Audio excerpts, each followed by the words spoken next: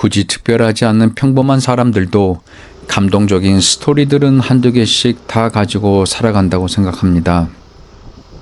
각자 삶의 이야기가 이상문학상이나 영화제 주연상까지는 아니더라도 그 스토리의 전개는 나름 꽤나 신중하고 진중합니다.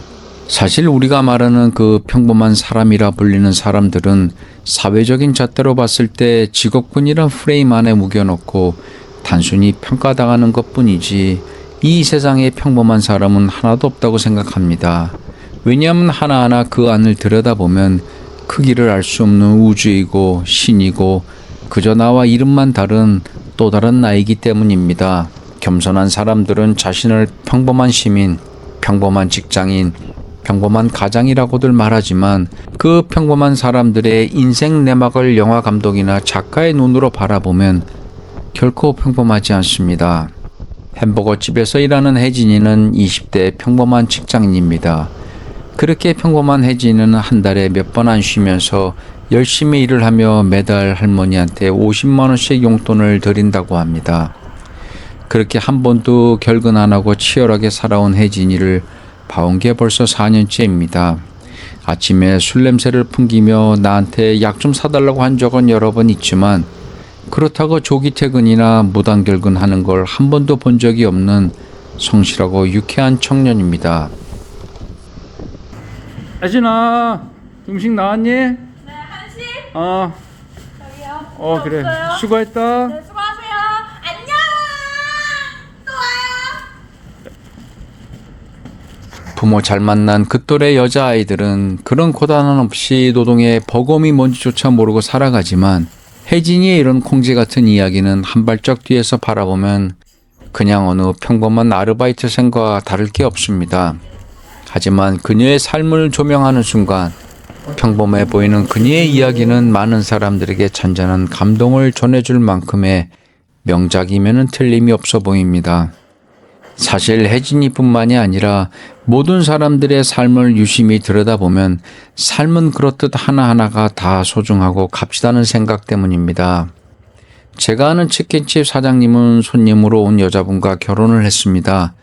결혼할 때쯤 매일매일 반복되는 삶의 회의가 왔고 알고 지내던 옆 동네 가게 사장님이 노총각으로 늙어가는 걸 보며 나중엔 자기도 저럴 수 있겠다는 생각에 불안함을 느끼고 있었다고 합니다.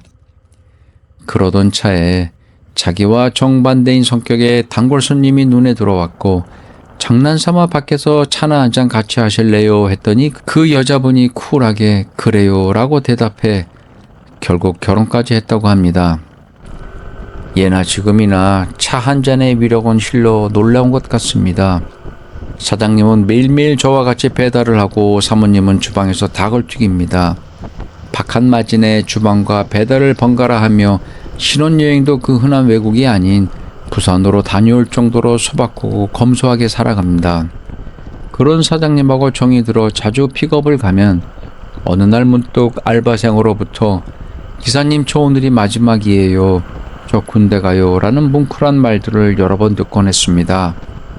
그럴 때마다 가게를 나오면서 속으로 이래서 알바생들한테 정주면 안 돼 라고 말을 혼자 해본 적도 있었습니다. 하지만 잊을만 하면 군복을 입고 휴가 때 또다시 매장을 찾아옵니다. 그럴 때마다 그 매장 사장님의 인품을 엿보게 됩니다. 안녕하세요, 사장님. 나 배달 나왔네요. 네네. 이렇게 미끄러우니까 조심해서 운전하세요. 예, 수고합시다, 사장님. 안녕하세요. 예. 이렇듯 평범해 보이는 치킨집이지만 그 안을 유심히 들여다보면 많은 삶의 이야기들이 매일매일 벌어지고 있습니다. 불편한 편의점이란 소설책이 있습니다. 편의점에서 일어나는 소소한 이야기들인데 한때 베스트셀러로 전 세계에 팔려나간 책입니다. 그 내용은 사실 엄청난 사건을 다루는 것이 아닌 작가의 섬세하고 예리한 필력으로 잔잔한 일상 속의 관계를 표현해낸 소설입니다. 그런데 편의점뿐만이 아니라 불편한 버거집, 불편한 닭집, 불편한 우동집, 계속되는 베스트셀러가 제가 아는 동네 평범한 사람들에 의해 지금도 현실 속에서 매일 쓰여지고 있습니다. 하지만 평범한 이야기들이 작가나 감독들의 관점으로 바라보고 각색이 되면 문학이나 예술이 됩니다. 그 평범한 사람들의 이야기가 말입니다. 그래서 평범이란 말도 다시 해석해 봅니다.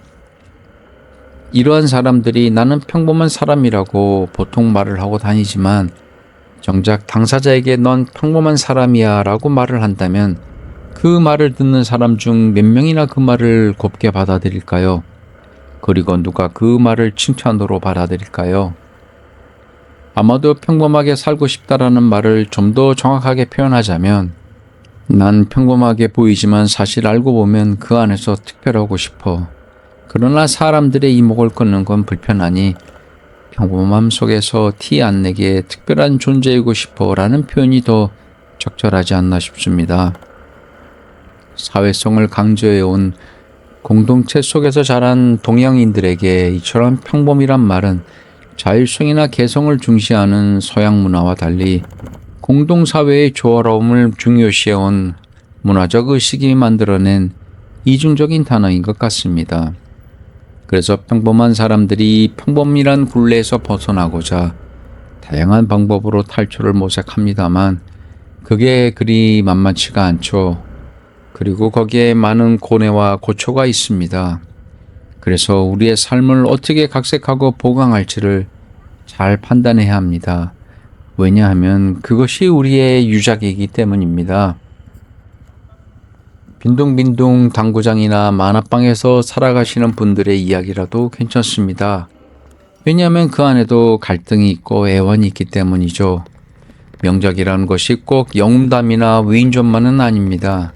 찌그러진 모습 속에서도 우리의 모습을 엿볼 수 있으니까요. 그저 다만 바람이 있다면 드라마틱한 반전이 있으면 더 멋지리라 봅니다. 본인의 삶이 고단하고 힘들다고 느끼시는 분들이 지금 제 영상을 보신다면 그분들께 진심 어린 응원을 보냅니다. 그리고 힘내시기 바랍니다. 고단하고 힘들다는 말은 열심히 살고 계신다는 말이기 때문인데 비록 버거운 삶일지라도 그 안에도 우리는 놓지 않는 희망과 용기를 봅니다. 그리고 제일 중요한 자신은 알고 있습니다. 내 스스로가 얼마나 열심히 살아가고 있는지 말입니다. 그런 여러분들이 삶의 주인공이고 영웅이 아닌가 합니다. 혹시나 내가 지금 하고 있는 일이 하찮다고 느끼거나 절망적이라고 생각이 들 때 영화 속의 주인공이 여러분이라고 한번 가정해 보시기 바랍니다. 여러분들은 과연 어떤 이야기를 만들어가고 싶고 또 어떤 엔딩으로 끝내고 싶은지 말입니다.